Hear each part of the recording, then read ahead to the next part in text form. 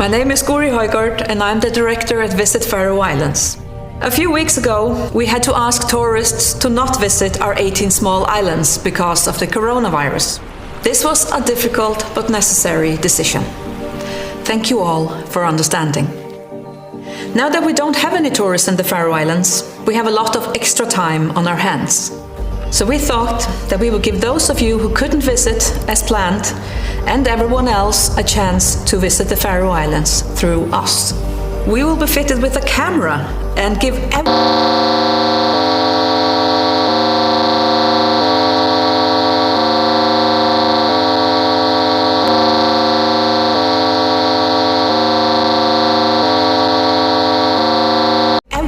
access to control us using their mobile phone. When you press forward, we move forward. When you press left, we turn left. And when you press jump, well, we jump.